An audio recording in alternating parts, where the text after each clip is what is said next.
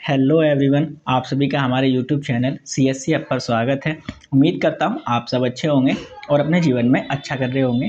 आज की इस वीडियो में हम देखने वाले हैं अपने बीटेक थर्ड सेमेस्टर का सब्जेक्ट जिसका नाम है डाटा स्ट्रक्चर। हम इस वीडियो में कुछ unit by unit important question देखेंगे जो हमारे एकेटिव एग्जाम के लिए काफ़ी ज़्यादा इंपॉर्टेंट रहने वाले हैं। तो सबसे पहले देख लेते हैं अपने डाटा स्ट्रक्चर की डेफिनेशन की। बेसिकली हमारा डाटा स्ट्रक्चर होता क्या है। तो basically data structure is a logical and mathematical model of storing and organizing data in a particular way. यानी कि डाटा स्ट्रक्चर क्या होता है, एक लॉजिकल एंड मैथमेटिकल मॉडल होता है किसके लिए, अपने डाटा को स्टोर करने के लिए या फिर ऑर्गेनाइज करने के लिए किसी भी एक पर्टिकुलर फॉर्मेट के अंदर। आप इस डेफिनेशन को लिख सकते हैं। अब बेसिकली हमारे डाटा टाइप से कितने टाइप होते हैं उसके बारे में देखेंगे। तो बेसिकली हमने अपने डाटा टाइप्स को दो कैटेगरी के अंदर डिवाइड किया है। सबसे पहली क्या होती है, प्रीमिटिव डाटा स्ट्रक्चर। दूसरी कौन सी होती है, नॉन प्रीमिटिव डाटा स्ट्रक्चर। तो प्रीमिटिव डाटा स्ट्रक्चर वो डाटा स्ट्रक्चर होते हैं जो हमारी मेमोरी के अंदर पहले से ही डिफाइन किए हुए होते हैं। कौन कौन से आते हैं उसके अंदर, इंटीजर है, फ्लोट है, करैक्टर है, डबल है, बुलियन है, ये सब क्या है हमारे प्रीमिटिव डाटा स्ट्रक्चर। अब बेसिकली बात करते हैं हमारे नॉन प्रीमिटिव डाटा स्ट्रक्चर कौन से होते हैं। तो नॉन प्रीमिटिव डाटा स्ट्रक्चर को फर्दर हमने टू कैटेगरी के अंदर डिवाइड किया है। फर्स्ट इज लीनियर और second is non linear. Linear का मतलब क्या है, लीनियर मीन्स वो डाटा स्ट्रक्चर जिनको एक्सेस करने के लिए हमारे पास कुछ पर्टिकुलर फॉर्मेट दिया हुआ होता है, वो हमारे क्या कहलाते हैं, लीनियर डाटा स्ट्रक्चर, जैसे array, link list, stack and Q. अब नॉन लीनियर क्या होते हैं, नॉन लीनियर वो डाटा स्ट्रक्चर होंगे जिन्हें हमें एक्सेस करने के लिए हमारे पास कोई भी पर्टिकुलर फॉर्मेट नहीं दिया हुआ होता है। तो ये कौन कौन से होते हैं, एक होता है ग्राफ, एक होता है आपके पास ट्री। अब नेक्स्ट टॉपिक देखते हैं। अब देखेंगे डाटा टाइप्स। तो बेसिकली डाटा टाइप्स का हम यूज़ करते हैं आइडेंटिफाई करने के लिए कि हमारे पास ये किस टाइप की वैल्यू है और क्या क्या इसकी पॉसिबल वैल्यू हो सकते हैं। अब कौन कौन से हमारे डाटा टाइप्स हो सकते हैं, जैसे कि इंटीजर है, फ्लोट है, करैक्टर है, इन सब की वैल्यू को हमें फैच करने के लिए हम किसका यूज़ करते हैं, अपने डाटा टाइप्स का।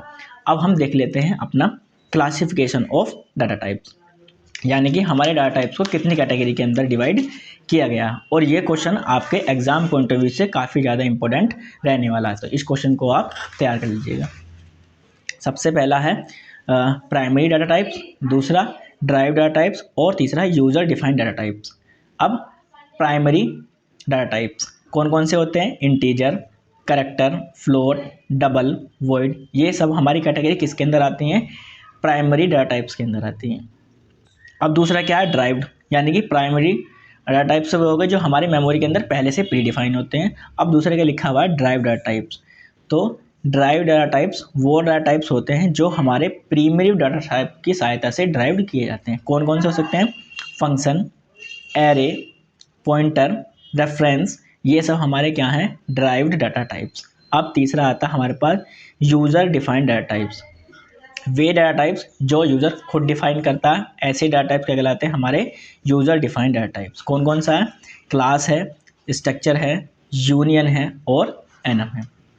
अब मैंने कुछ प्राइमरी डाटा टाइप्स की, ड्राइव डाटा टाइप्स की और यूज़र डिफाइंड डाटा टाइप्स की डेफिनेशन लिखी हुई है। जैसे primary data types, primary data types are those data types which are predefined in a computer system.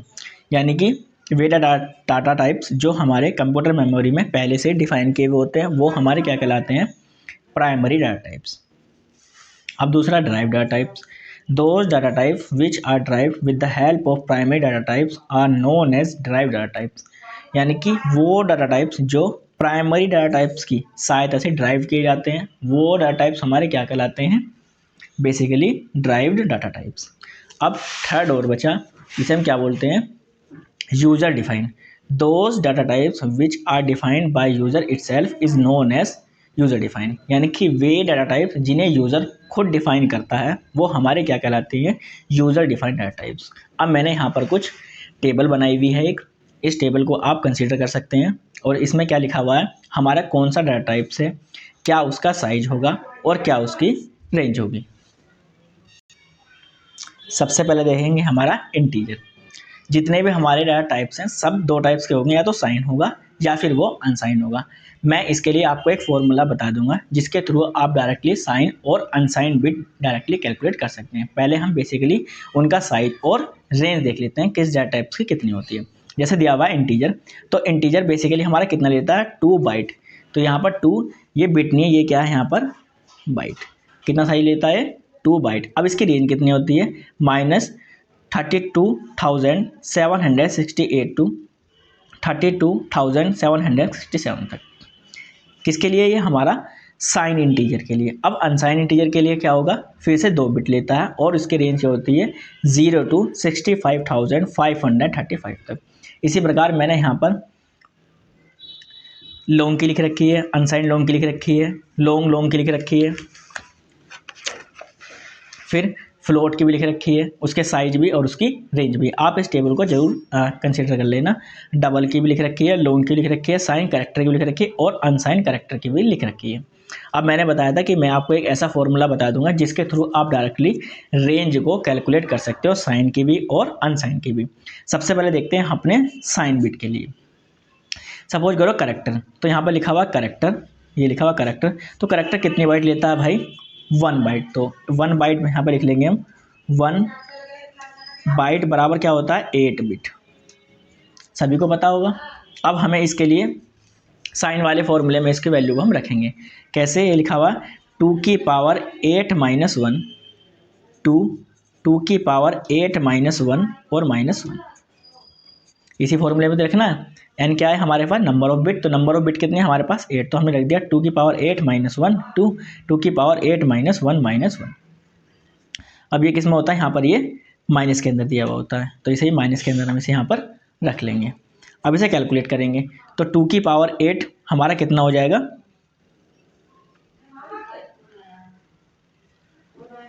Minus के 128 टू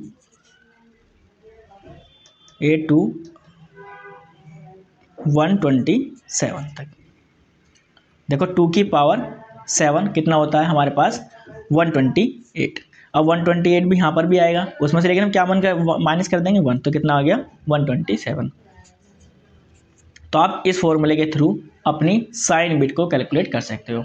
अब हमें सपोज करो कैलकुलेट करनी है अनसाइन बिट की रेंज कैसे निकालेंगे। तो यहाँ पर फॉर्मूला क्या है 0 to 2 की पावर n - 1। तो ये लिखेंगे यही 0 to 2 की पावर n - 1। अब इसे कैलकुलेट कैसे करेंगे, मैंने अभी बताया था कि अभी हमारे पास बिट कितनी है 8, तो हम यहाँ पर रख देंगे 0 to 2 की पावर 8 - 1। कितना हो जाएगा 0 to 2 की पावर 7।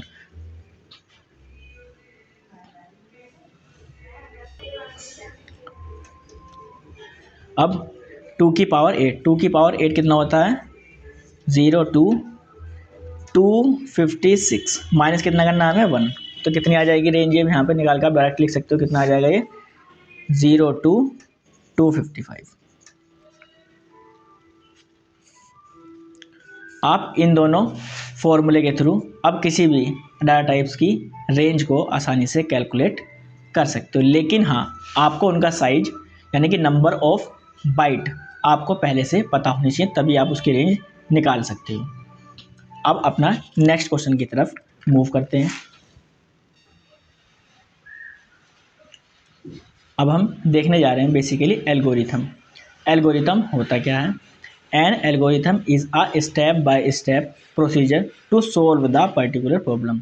यदि हमारे पास कोई गिवन प्रॉब्लम है तो यदि हम उसका कुछ स्टेप बाय स्टेप प्रोसीजर बना लेते हैं जिससे हम अपने प्रॉब्लम के सॉल्यूशन तक पहुंच जाएं, तो उस प्रोसेस को क्या कहलाते हैं, हम एल्गोरिथम कहते हैं। मैंने एक डेफिनेशन और लिखी हुई है, an algorithm is a sequence of computational step that transform the input into outputs. यानी कि एल्गोरिथम क्या होती है, एक सीक्वेंस होते हैं किसकी, कंप्यूटेशनल स्टेप्स होते हैं जो क्या करते हैं हमारे इनपुट को किस में चेंज कर देते हैं, आउटपुट में। और ये डेफिनेशन किसने दी थी, थॉमस एच कोरमैन ने ये हमारे को डेफिनेशन प्रोवाइड कराई थी। अब कुछ क्राइटेरिया देख लेते हैं हमारे एल्गोरिथम का क्या होना चाहिए। सबसे पहले इनपुट्स, 0 और मोर इनपुट्स। जो भी हमारी प्रॉब्लम दी हुई है हो सकता है उसके अंदर 0 इनपुट हो या फिर 0 से भी ज़्यादा इनपुट हो। आउटपुट एटलीस्ट 1 आउटपुट, यानी कि जब आपके एल्गोरिथम में जितने भी स्टेप हैं सारे कैलकुलेट हो जाएंगे तो एट द एंड में एटलीस्ट 1 आउटपुट तो वहाँ पर आना ही चाहिए। और दूसरा क्या है, definiteness, every step must be clear, यानी कि आपने एल्गोरिथम में अपने जितने भी स्टेप को डिफाइन किया है उन सबका कुछ ना कुछ मीनिंग होना चाहिए। Finiteness, algorithm must be and, ऐसा नहीं है कि आपको कोई प्रॉब्लम दी हुई थी और आपसे कुछ उसके स्टेप लिखने के लिए दिए गए थे और आप उसके स्टेप को बार बार बढ़ाए जा रहे हो और आपके एल्गोरिथम क्या है वो एंड नहीं हो रही है। तो ऐसा नहीं होना चाहिए। जो भी हमारे एल्गोरिथम के स्टेप हैं वो कैसे होने चाहिए, फाइनाइट होने चाहिए, यानी कि वो कुछ टर्म के बाद ख़त्म हो जाने चाहिए। इसके बाद क्या है, effectiveness, algorithm must be effective, यानी कि जो हमने एल्गोरिथम लिखी हुई है वो इफेक्टिव होनी चाहिए। किसके पर्पज़ से, टाइम के पर्पज़ से भी और स्पेस के पर्पज़ से भी। हमारे पास 2 टाइप्स के एल्गोरिथम होते हैं, इंक्रीमेंटल एल्गोरिथम और डिवाइड एंड कॉन्कर एल्गोरिथम। अब इसे किसी एक एग्जांपल के थ्रू समझते हैं। सपोज करो आपको किन्हीं भी 2 नंबर का एडिशन करना है और उसको किसी थर्ड वेरिएबल के अंदर स्टोर करना है। तो ये क्या है, हमारी प्रॉब्लम। अब हम इस प्रॉब्लम को सोल्व कैसे करेंगे, उसके लिए हम क्या करेंगे, कुछ स्टेप को डिफाइन करेंगे। सबसे पहला स्टेप नंबर 1, स्टार्ट, जो भी हमारी एल्गोरिथम होगी हम उस पर वर्क करना स्टार्ट करेंगे। स्टेप नंबर 2, डिफाइन वेरिएबल, हम वेरिएबल डिफाइन करेंगे। देखो ए के अंदर सपोज करो वैल्यू हमें डाली होगी 10 और बी के अंदर डाली होगी 20।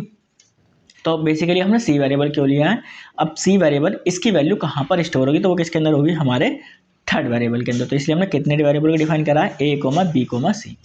अब स्टेप नंबर 3 में क्या करेंगे, assign a value A and B. तो हमने ए और बी को वैल्यू क्या कर दी, असाइन कर दी। ए इक्वल टू 10 कर दिया और बी इक्वल टू 20 कर दिया। अब स्टेप नंबर 4 में क्या करेंगे, हम अपने जो थर्ड वेरिएबल लिया था उसमें ए प्लस बी की वैल्यू क्या कर देंगे, स्टोर कर देंगे। यानी कि सी की वैल्यू इस समय यदि कोई देखेगा तो सी की वैल्यू कितनी है इस समय, 10 + 2 = 30, यानी कि सी के अंदर इस समय क्या पड़ा हुआ है, 30। स्टेप नंबर 5 में प्रिंट कर देंगे हम क्या, अपने सी को, यानी कि सी की वैल्यू क्या प्रिंट हो जाएगी, 30। स्टेप नंबर 6, अब क्या कर देंगे, अपने एल्गोरिथम को एंड कर देंगे। देखो यहाँ पर क्या चीज़ हमें चेक करनी है। देखो यहाँ पर मैंने बताया था आपको इनपुट 0 भी हो सकते हैं और 0 से ज़्यादा भी हो सकते हैं। तो बेसिकली हमारे पास यहाँ पर कितने इनपुट हैं, 2 इनपुट हैं। अब देखेंगे आउटपुट। देखो मैंने कहा था कि एट लीस्ट 1 आउटपुट तो आना ही चाहिए। देखो हमारे पास 1 आउटपुट आया, इसका आउटपुट क्या है, 30। अब इसमें फाइनाइटनेस, जो हमारे स्टेप हैं, यानी कि जो हमारे एल्गोरिथम का सॉल्यूशन है कुछ स्टेप के बाद मिल गया, यानी 6 स्टेप के बाद हम अपने फाइनल रेट तक पहुँच चुके हैं। एक चीज़ बताई थी मैंने इसके अंदर क्या है, इफेक्टिवनेस। तो ये एल्गोरिथम हमारे क्या है, इफेक्टिव भी है। इफेक्टिव मीन्स इसमें क्या है, हमारा ज़्यादा टाइम कंज्यूम नहीं हो रहा है।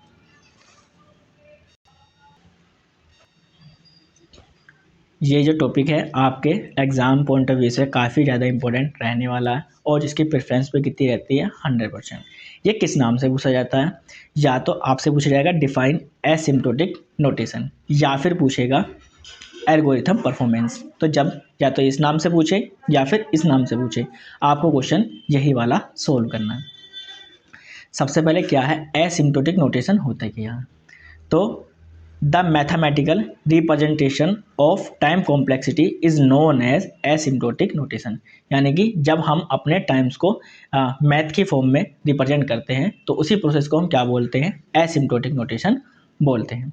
अब बेसिकली हमारे पास 3 टाइप्स की एसिम्प्टोटिक नोटेशन है जो हमारे बुक्स वगैरह में दी हुई हैं। सबसे पहले क्या है, बिग ओ नोटेशन, दूसरा ओमेगा नोटेशन और तीसरा थीटा नोटेशन। अब इन तीनों को थोड़ा सा डिटेल के अंदर देख लेते हैं। सबसे पहला क्या है, big O notation. This notation provide an upper bound of a function which ensure that the function never grow faster than the upper bound. यानी कि ये एसिम्प्टोटिक नोटेशन क्या है, हमारी अपर बाउंड नोटेशन होती है और ये हमें क्या बताती है कि जो हमारा अपर बाउंड है वो कभी भी ज़्यादा ग्रो नहीं कर सकता, किससे, जो हमारा ग्रो फंक्शन होता है। देखो अब क्या है, इसे ग्राफ के थ्रू हम समझेंगे। ये हमारा टाइम दिया हुआ है और ये हमारे नंबर ऑफ इनपुट दिए हुए हैं। ये क्या है, हमारा ग्रोथ फंक्शन है और ये क्या है, हमारा अपर बाउंड फंक्शन है। तो देखो अपर बाउंड की वैल्यू क्या है, कम है, और फंक्शन की ग्रोथ फंक्शन की वैल्यू क्या है, ज़्यादा है। तो हम इसे इस प्रकार से यहाँ पर लिख भी सकते हैं F N function equal to क्या होगा, ओमेगा ऑफ जी, क्या है हमारा ग्रोथ फंक्शन। तो एफ एन की वैल्यू लेस देन होगी किससे, या फिर इक्वल टू होगी सी डॉट जी एन से। यहाँ पर सी क्या है, जो हमारी सी की वैल्यू है वो जीरो से बड़ी होनी चाहिए। सपोज करो यहाँ पर सी की वैल्यू जीरो हो गई, तो जब ये मल्टीप्लाई होगा तो पूरा फंक्शन क्या हो जाएगा हमारा, जीरो। अब हमारा एन, तो एन की value greater than equal to किसके होनी चाहिए, के, या तो के बराबर हो, या तो जो हमारे एन की वैल्यू है या तो के बराबर हो या फिर के से बड़ी हो। अब के की वैल्यू भी फिर से वही है, के की वैल्यू हमारी कैसी होनी चाहिए, बड़ी होनी चाहिए, या फिर जीरो से भी बराबर होनी चाहिए। अब यहाँ पर क्या दे रखा है, मैंने बताया था जी एन क्या है हमारे पास, ग्रोथ फंक्शन, एन क्या है हमारे पास, नंबर ऑफ इनपुट, और सी क्या है हमारे पास, कांस्टेंट वैल्यू। ये किसके लिए यूज़ किया जाता है, हमारे पास वर्स्ट केस के लिए यूज़ की जाती है। यानी कि यानी कि हम इस नोटेशन का यूज़ कहाँ पर करते हैं, वर्स्ट केस, यानी कि मैक्सिमम टाइम कैलकुलेट करने के लिए हम किसका यूज़ करते हैं, बिग होने से। तो इसे यहाँ पर लिख भी सकते हैं किसके लिए, ये वर्स्ट केस है, यानी कि इसमें हम क्या करते हैं, अपना मैक्सिमम टाइम लेकर चलते हैं। अब अपनी सेकेंड नोटेशन देखते हैं, omega notation. It is basically describe the best case scenario which is opposite to the big notation.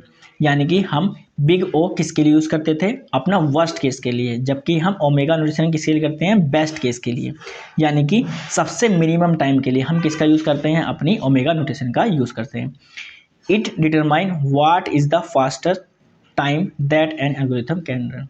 ये हमें बता सकती है कि जो हमारी एल्गोरिथम है वो कितना फास्टर ग्रो कर सकती है।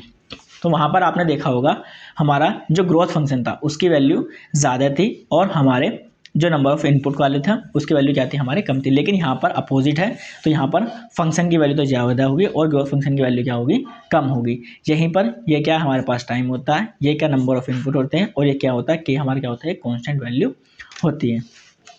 तो ये उसकी अपोजिट है। तो F N equal to omega G of N. अब बार जब तो वहाँ पर ग्रोथ फंक्शन बड़ा था और यहाँ पर क्या होगा, हमारा फंक्शन बड़ा होगा, तो इसकी तरफ पेश कर देंगे। इसकी वैल्यू या तो बड़ी होगी या फिर इक्वल होगी किसके, एफ डॉट जी एन की। अब यहाँ पर वही सारी बातें जो हमने पीछे बताई थी, जी एन क्या है, ग्रोथ फंक्शन है, एफ एन क्या है, इनपुट फंक्शन है, सी क्या है, कॉन्स्टेंट है। बस आपको क्या रखना है, किसके लिए है हमारे पास, इस बात को याद रखना है किस लिए यूज़ करते हैं हम इसे, बेस्ट केस सिनारियो के लिए हम इसे यूज़ करते हैं, जबकि वहाँ पर किसके लिए यूज़ करते हैं, वर्स्ट केस सिनारियो के लिए हम उसका यूज़ करते हैं। अब हमारी लास्ट बची है, इसका नाम क्या है, theta notation. The theta notation mainly describe the average case scenario. हम इसका यूज़ किस लिए करते हैं, एवरेज केस सिनारियो के लिए हम इसका यूज़ करते हैं। तो अब आपको तीनों याद रहेंगी। जब भी आपसे पूछा है बिग ओ, तो बिग ओ नोटेशन किसके लिए, वर्स्ट केस के लिए। जब आपसे पूछा जाए ओमेगा किसके लिए, मैंने ही बताया किसके लिए, ये बेस्ट केस के लिए। और जब आपसे पूछा जाए थीटा, तो थीटा किसके लिए, आपके एवरेज केस सिनारियो के लिए इसका यूज़ किया जाता है। Big theta is mainly used when the value of worst case and best case in a same. कब यूज़ करते हैं, जब हमारे वर्स्ट और बेस्ट केस की वैल्यू क्या हो जाती है, सेम, तो हम किसका यूज़ करते हैं, हमारा थीटा नोटेशन का यूज़ करते हैं। फिर से यदि इसमें हमारा क्या होगा, फंक्शन की वैल्यू बीच में आ जाएगी। C1 क्या है, ये ग्रोथ फंक्शन है, पहला बिग ओ वाले के लिए, और ये दूसरा किसके लिए हमारे पास, बिग ओमेगा के लिए। और हमारे पास मेन फंक्शन कहाँ पर है, यहाँ पर। तो इसी को हम आगे देख सकते हैं। फिर से यही क्या है, हमारे पास टाइम है, ये हमारे पास इनपुट है, ये हमारा ग्रोथ फंक्शन C1 है, ये हमारा ग्रोथ फंक्शन C2 है, ये हमारा मेन फंक्शन है। यहाँ पर हमने लिख रखा है C1 faster growth function, C2 second growth function, Fn input function, और K क्या है, कांस्टेंट। और इसकी वैल्यू हम यहाँ पर दिखा देंगे इस तरीके से। ये रहा हमारा फंक्शन, यहाँ पर इसकी वैल्यू बीच में आ रही है, और बीच में आने के लिए मिडिल में कैलकुलेट करेंगे। अब हमारे पास नेक्स्ट टॉपिक है जो हमारे शॉर्ट क्वेश्चन में आपसे पूछा जा सकता है, कॉम्प्लेक्सिटी एंड इट्स टाइप्स, या फिर टाइम स्पेस ट्रेड ऑफ। यानी कि कॉम्प्लेक्सिटी क्या होती है, उसके टाइप्स क्या होते हैं उसके बारे में बताओ, या फिर टाइम स्पेस ट्रेड्स क्या होते हैं उसके बारे में आपको बताना है। तो बेसिकली सबसे पहले आपको समझना है कि कॉम्प्लेक्सिटी है क्या। तो the complexity of an algorithm is a function which gave the running time और space requirement of an algorithm. यानी कि कॉम्प्लेक्सिटी क्या है, एक फंक्शन है जो हमें बताता है कि हमारी जो एल्गोरिथम है उसका रनिंग टाइम कितना है और वो कितने स्पेस को एक्यूपाई करेगा, उसके बारे में हमें कौन बताता है, हमारी कॉम्प्लेक्सिटी। अब बेसिकली कॉम्प्लेक्सिटी होती क्या है, यह मैंने अभी बताया आपको। 3 टाइप से हो सकती है, या तो बेस्ट केस कॉम्प्लेक्सिटी, या फिर वर्स्ट केस कॉम्प्लेक्सिटी, या फिर एवरेज केस कॉम्प्लेक्सिटी। अब देखते हैं बेस्ट केस क्या होगी। The running time for any algorithm which gave size will the minimum और zero known as best case. यानी कि वो एल्गोरिथम जो हमें क्या करेगा, मिनिमम टाइम देगी या फिर ज़ीरो टाइम देगी अपनी एल्गोरिथम को रन करने के लिए, वो हमारी क्या कहलाएगी, बेस्ट केस कॉम्प्लेक्सिटी कहलाएगी। दूसरा क्या है, worst case complexity. The running time of an algorithm which gave size will be the maximum. क्या है यहाँ पर, maximum, are known as worst case time complexity. यानी कि कोई ऐसा फंक्शन जो हमारी एल्गोरिथम का मैक्सिमम टाइम कैलकुलेट करके दे, तो वो क्या कहलाता है, हमारा वर्स्ट केस कॉम्प्लेक्सिटी। अब तीसरे क्या बची है, एवरेज केस। तो when the complexity is not best और worst case then we can say it is average case. यानी कि जब हमारी कॉम्प्लेक्सिटी ना तो बेस्ट केस है, यानी कि सबसे अच्छी भी नहीं है, वर्स्ट केस सबसे ज़्यादा भी नहीं है, तो हमारी एल्गोरिथम कैसी होगी, एवरेज केस होगी। तो ये किस में आता है, हमारे एवरेज केस कॉम्प्लेक्सिटी के अंदर। अब यहाँ पर कुछ एक दो टर्म और दी हुई हैं। इफ़िशेंसी ऑफ एन एल्गोरिथम, तो हम इसे 2 टाइप से कैलकुलेट कर सकते हैं, एक तो टाइम कॉम्प्लेक्सिटी के थ्रू और एक स्पेस कॉम्प्लेक्सिटी के थ्रू। सबसे पहले देखेंगे क्या हमारी टाइम कॉम्प्लेक्सिटी बेसिकली क्या होती है। Amount of time taken by an algorithm to run till its completion is known as time complexity. तो बेसिकली टाइम कॉम्प्लेक्सिटी क्या होती है, टाइम कॉम्प्लेक्सिटी वो सारा काम मतलब सारा टाइम होता है जब से हमारी एल्गोरिथम स्टार्ट होती है और जब तक एंड होती है, उसके बीच में जितना भी समय लगता है वही हमारा क्या कहलाता है, टाइम कॉम्प्लेक्सिटी कहलाता है। अब ऐसे ही क्या है हमारे पास, space complexity. The amount of space और memory taken by an algorithm to run till its completion is known as space complexity.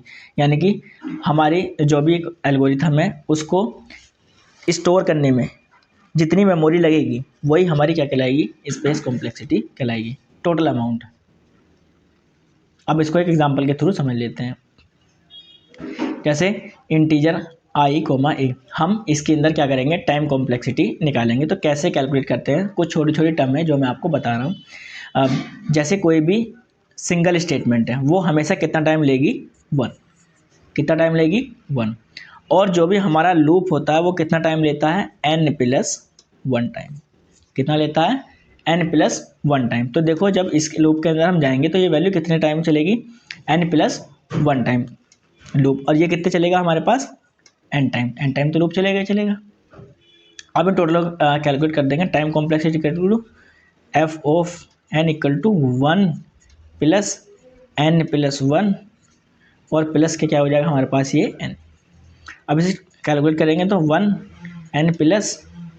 n+ और 2 क्या लिखते हैं, 2n+2।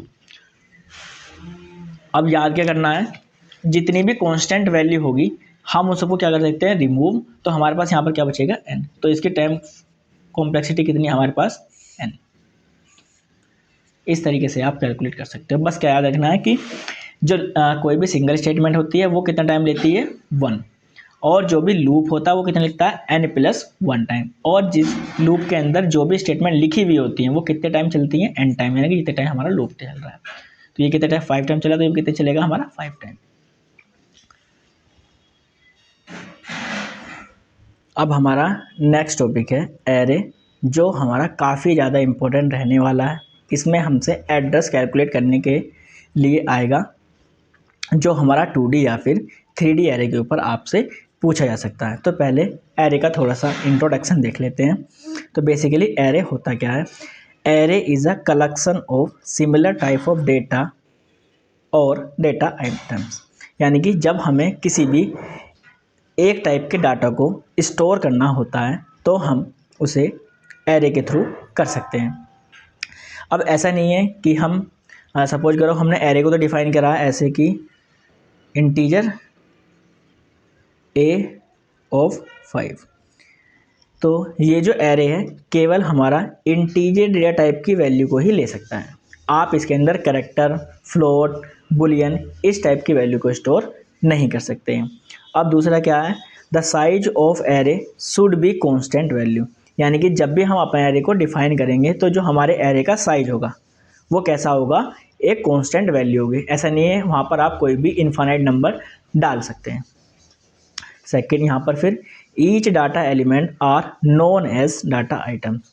ठीक है, जितने भी हमारे वहाँ पर एलिमेंट होंगे वो सभी हमारे क्या कहलाते हैं, डाटा आइटम्स कहलाते हैं। अब हमारे पास कितने टाइप के एरे होते हैं उसके बारे में देख लेते हैं। सबसे पहला क्या होता है, सिंगल डायमेंशनल एरे। दूसरा, इसको हम कैटेगरी दूसरे में डिवाइड कर सकते हैं, मल्टी डायमेंशनल एरे, यानी कि हम अपने एरे को दो कैटेगरी में बेसिकली डिवाइड करेंगे। सबसे पहला सिंगल डायमेंशनल एरे और दूसरा मल्टी डायमेंशनल एरे।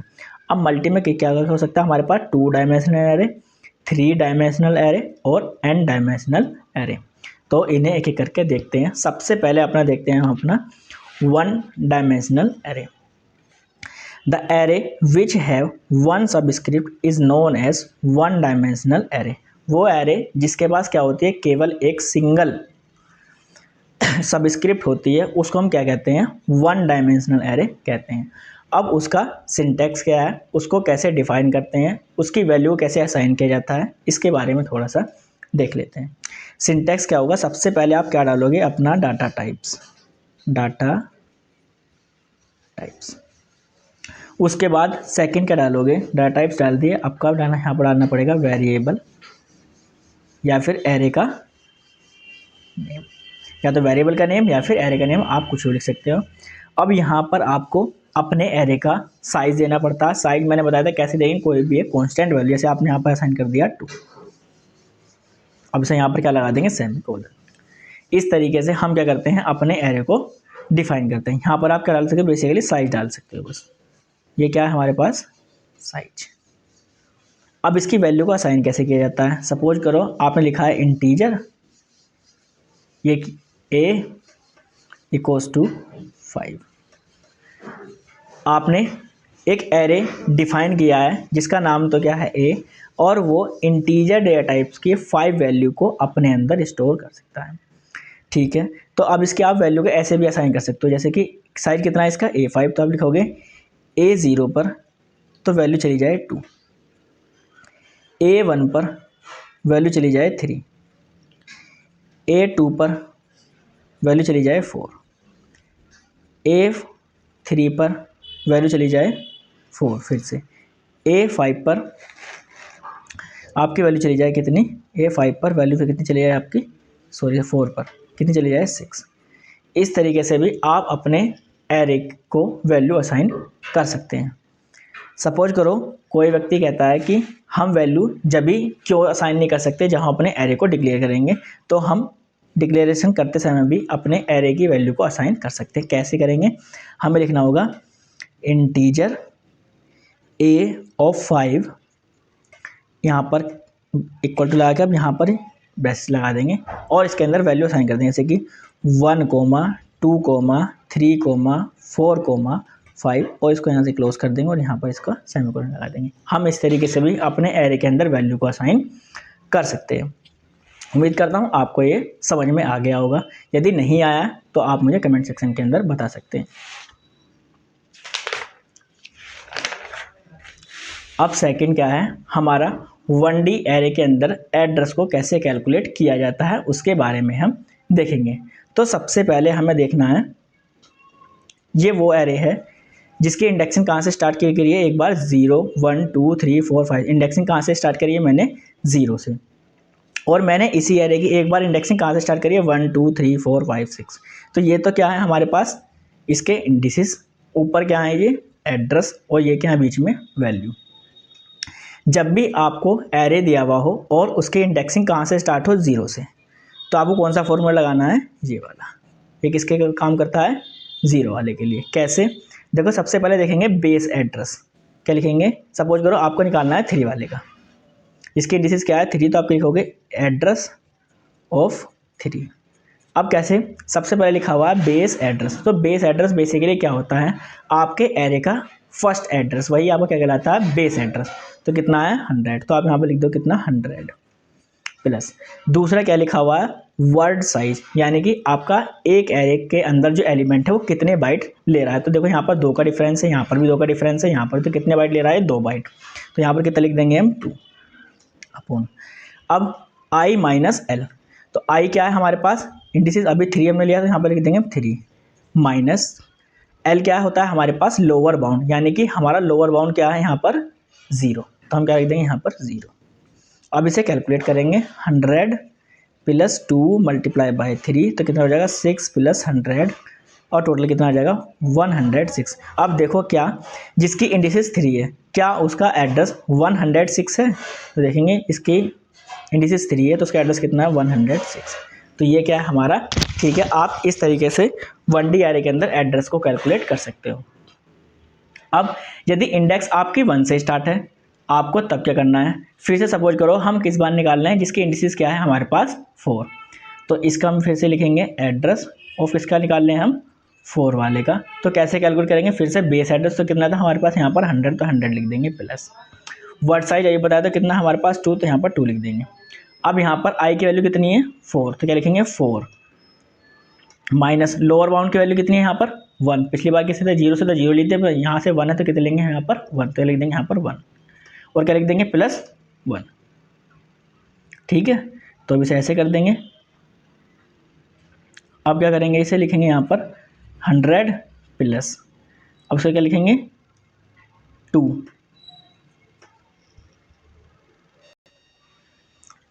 तो यहाँ पर अब 4 में से एक जाए कितना बचेगा, ये 3, तो फिर इसे कर देंगे कितना 100 प्लस 2 मल्टीप्लाई बाय 3, तो ये भी कितना आ जाएगा 6 प्लस 100, और टोटल कितना आ जाएगा ये 106।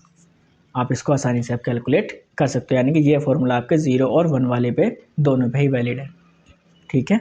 आप इसे आसानी से कैलकुलेट कर सकते हो। 1D के अंदर हम एड्रेस को किस प्रकार कैलकुलेट करते हैं। अब देखते हैं अपना 2D array. An array which have 2 subscript are known as 2 dimensional array.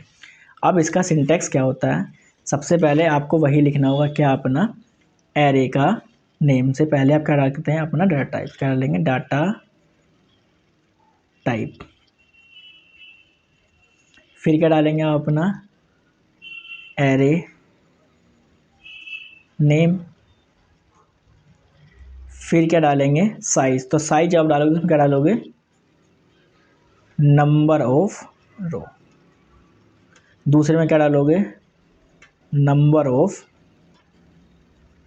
Colon, और उसके बाद सेमीकोलन। ये क्या है आपका सिंटैक्स।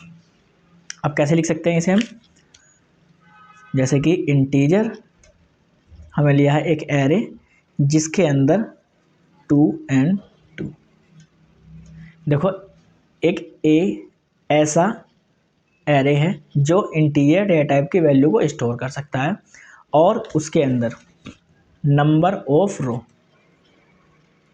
कितनी है 2, ऐसे ही नंबर ऑफ कॉलम कितने आपके पास 2। इस तरीके से हम अपने एरे को असाइन करते हैं। अब इसकी वैल्यू को किस प्रकार से असाइन कर सकते हैं, वैल्यू को असाइन करने के पास हमारे पास 2 मेथड हैं, या तो हम रो मेजर इम्प्लीमेंटेशन करते हैं या फिर कॉलम मेजर इम्प्लीमेंटेशन करते हैं। बेसिकली हमारा 2D एरे दिखाई कैसे देता है, इस तरीके से हमारा कुछ 2D एरे दिखाई देगा, जिसके अंदर कुछ देखो नंबर ऑफ रो दी हुई होंगी और नंबर ऑफ कुछ कॉलम दिए हुए होंगे। अब इसके ऊपर क्या आएगा, आपको न्यूमेरिकल आएगा 100% कि इसमें आप एड्रेस को कैसे कैलकुलेट कर सकते हो। सबसे पहले देखना है कि रो मेजर इम्प्लीमेंटेशन कैसे होता है। सबसे पहले रो मेजर इम्प्लीमेंटेशन में आपको क्या करना होगा, रो बाय रो डाटा को पूरा फिल करना होगा। कैसे करना होगा, रो बाय रो फिल करना होगा। अब देखो पहली रो के अंदर क्या क्या है हमारे पास 3, 4, 5 and 6, ये क्या है हमारे पास रो 0 का डाटा। अब देखेंगे रो 1 में क्या है 7, 8, 9 और 10, ये क्या है हमारी रो 1 का डाटा यहाँ से यहाँ तक। अब क्या हमारी रो 2, इसके अंदर क्या है 11, 12, 13 और 14, ये क्या है हमारी रो 2 का डाटा। ये क्या है हमारा रो मेज़र इम्प्लीमेंटेशन। इसी प्रकार हमारा कॉलम मेज़र इम्प्लीमेंटेशन होता है, उसको हम अभी थोड़ी देर में देखेंगे। सबसे पहले देखते हैं कि रो मेज़र इम्प्लीमेंटेशन में एड्रेस को कैसे कैलकुलेट किया जाता है। तो हमारे पास इसका फॉर्मूला है, इस फॉर्मूले को कैसे हम करेंगे मैं अभी आपको बताता हूँ। पहले कुछ इसकी बेसिक चीज़ें आपको देखनी होगी। इसमें भी आपको क्या चाहिए होगा, सबसे पहला बेस एड्रेस। तो मैंने बताया था बेस एड्रेस क्या होता है, आपके एरे का स्टार्टिंग एड्रेस आपको क्या कहलाता है, बेस एड्रेस। तो यहाँ पर कितना बेस एड्रेस 100, तो यहाँ पर मैंने लिख दिया 100। वर्ड साइज कितने का है 2, यानी कि उसके अंदर गैप कितने का है 2 का, यानी कि प्रत्येक डाटा एलिमेंट कितने बाइट ले रहा है 2 बाइट। इसके बाद LC यानी कि लोअर कॉलम की वैल्यू कितनी है, देखो 0। ऐसी LR लोअर कॉलम की वैल्यू कितनी है 0।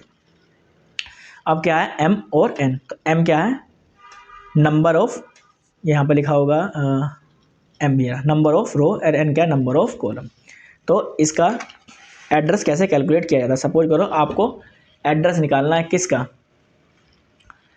1,2 वाले का, यानी कि रो की वैल्यू कितनी है 1 और कॉलम की वैल्यू कितनी है 2। तो कैसे निकालेंगे, इसके अंदर क्या क्या चाहिए आपको, पहले बेस एड्रेस। तो आपके पास कितना है 100 प्लस आई की वैल्यू कितनी है आपके पास, यहाँ पर लिखेंगे इसको एक ब्रैकेट के अंदर लगा के, आई की वैल्यू कितनी है 1, तो लिख देंगे इसे 1 माइनस लोअर बाउंड मैंने बताया था कितना आपके पास अभी 0, तो क्या लिख देंगे यहाँ पर 0।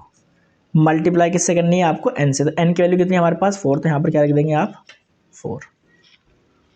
फिर लिखेंगे प्लस, अब j की वैल्यू कितनी है 2 माइनस लोअर बाउंड की वैल्यू कितनी थी 0, और मल्टीप्लाई किससे कर देंगे आपको w, तो w कितना था हमारे पास 2, तो यहाँ पर 2 लिख देंगे। तो इसे क्या करेंगे 100 प्लस, अब देखो यहाँ पर 4 की मल्टीप्लाई 1 से तो कितना हो जाएगा जी 4 प्लस कितना हो जाएगा 2, और मल्टीप्लाई कितने से हो जाएगी 2 से, 6 और 6 हो जाए 12, तो टोटल कितना हो गया 112। अब क्या देखते हैं कि रो तो हमारी क्या हो 1 हो और कॉलम क्या हो 2 हो, तो उसका एड्रेस देखेंगे। देखो यहाँ पर देखेंगे रो क्या है हमारे पास 1 और कॉलम क्या है 2, और एड्रेस देखेंगे कितना आ रहा है इस वाले पे। देखो यहाँ से यहाँ को मैच, इधर से ऐसे मैच करेंगे तो कितना एड्रेस मिल रहा है हमको 112, और यही हमारा कितना आया 112, तो ये बिल्कुल ठीक है। अब ऐसे ही हमें देखना है क्या कॉलम मेज़र इम्प्लीमेंटेशन कैसे करते हैं, पहले तो उसे देख लेते हैं। वहीं से इस बार कॉलम बाय कॉलम डाटा को हमें फिल करना होगा। पहले कैसे करे थे हम रो बाय रो, इस बार कैसे करेंगे कॉलम बाय कॉलम। तो जैसे हमारा ये वाला दिया हुआ है, तो सबसे पहले कितना करेंगे हम 3, उसके बाद 7, उसके बाद 11, तो ये क्या है हमारा कॉलम नंबर 0। इसके बाद कितना है 4, उसके बाद 8, उसके बाद 12, ये क्या है कॉलम नंबर 1। अब क्या है 5, 9, 13, ये क्या है आपका कॉलम नंबर 2। अब क्या है 6, 10, 14, ये क्या है कॉलम नंबर 3। इस तरीके से हम अपना कॉलम मेज़र इम्प्लीमेंटेशन कर सकते हैं। अब कॉलम मेज़र में एड्रेस कैसे निकाला जाता है उसको भी हम थोड़ा सा यहाँ पर देख लेते हैं। अब एक बार इसमें एड्रेस किसका निकालना है, रो की वैल्यू तो क्या है 2 और कॉलम की वैल्यू क्या है 0, तो हम पहले एड्रेस कैलकुलेट कर सकते हैं और बाद में उसको फिर चेक करेंगे क्या हमने ठीक निकाला या फिर गलत। सबसे पहले इसके पास क्या है बेस एड्रेस, तो बेस एड्रेस वही हमारे पास क्या है 100 प्लस, अब एक ब्रैकेट लगाएंगे, यहाँ पर लिखेंगे आई की वैल्यू कितनी है हमारे पास यहाँ पर 2, तो 2 माइनस लो LR की वैल्यू कितनी है हमारे पास 0, मैंने अभी आपको ऊपर बताई थी 0, फिर लिखेंगे प्लस। अब जे की वैल्यू कितनी है 0 माइनस ये भी कितना है 0, और मल्टीप्लाई में क्या लिखा हुआ है यहाँ पर m, तो m की वैल्यू देखो हमारे पास कितनी है 3, तो यहाँ पर हम मल्टीप्लाई किससे कर देंगे 3 से, तो यहाँ लिख देंगे कितना मल्टीप्लाई बाय 3, और मल्टीप्लाई लास्ट में किससे कर देंगे w, तो वर्ड साइड हमारे पास कितना है 2, तो हम यहाँ लिख देंगे 2। अब सबको कैलकुलेट करेंगे, कितना आ जाएगा 100 प्लस ये कितना आ जाएगा 2 बस, और मल्टीप्लाई कितना हो जाएगा 2, तो 2 की मल्टीप्लाई 2 से करने कितना आ जाएगा 4, तो टोटल कितना आ जाएगा 104।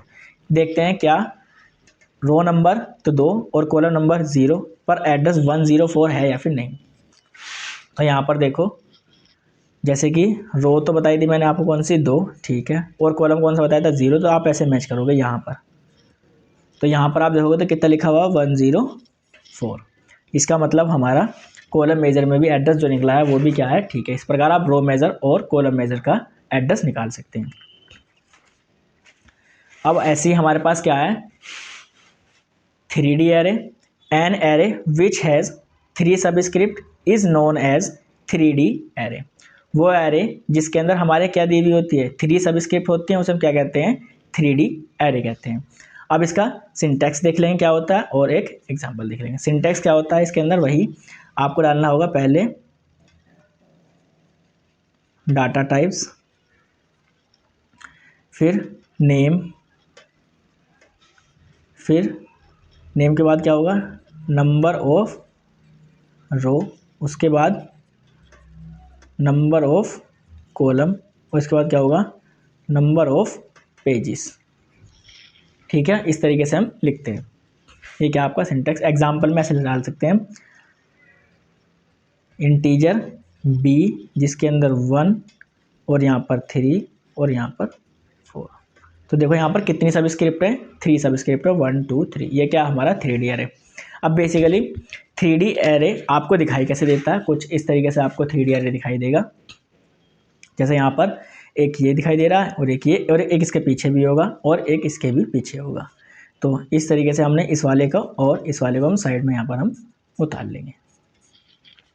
ठीक है, क्योंकि हमें 2 फेस दिखाई दे रहे हैं, एक ये वाली फेस और एक ये वाली फेस, तो हम इसको यहाँ पर कॉपी कर लेंगे।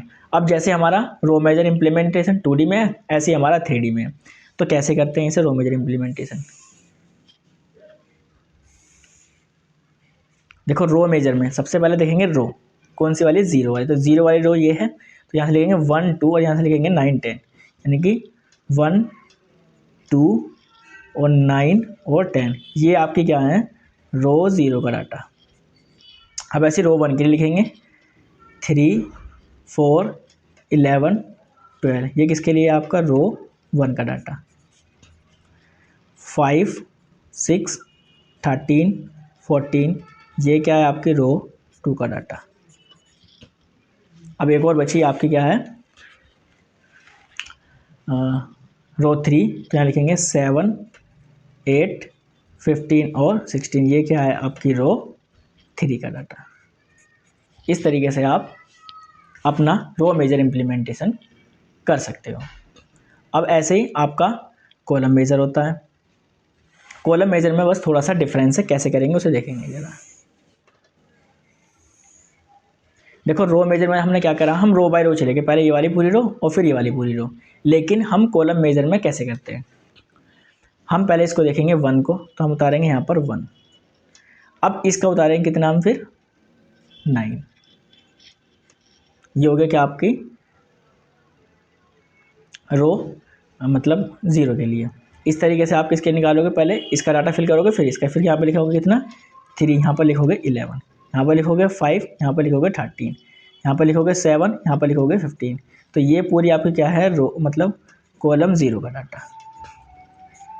ऐसे फिल मत करना कि आप पहले इस वाले कॉलम को फिल कर दोगे फिर आप इसको फिल करोगे, नहीं, पहले इसकी वैल्यू, फिर इसकी वैल्यू, फिर इसकी वैल्यू, फिर इसकी, फिर इसकी, फिर इसकी, फिर इसकी, फिर इसकी। अब ऐसे कॉलम 1 की लिखनी है, तो पहले हम क्या लिखेंगे यहाँ पे 2, उसका लिखेंगे 10, उसका लिखेंगे 4, उसके बाद लिखेंगे 12, उसका लिखेंगे 6, उसके बाद लिखेंगे 14, उसके बाद लिखेंगे 8, उसके बाद लिखेंगे 16। ये क्या है आपका कॉलम नंबर 1। इस तरीके से आप रो मेजर और कॉलम मेजर इम्प्लीमेंटेशन कर सकते हैं। अब आज के लिए अपनी फर्स्ट यूनिट के अंदर फर्स्ट पार्ट हम इतना ही कवर करेंगे। यदि आपको वीडियो पसंद आई हो तो please like and subscribe. Thank you so much. अब इसका हमें एक पार्ट और बनाएंगे जो आपको नेक्स्ट वीडियो में देखने के लिए मिलेगा। Thank you so much.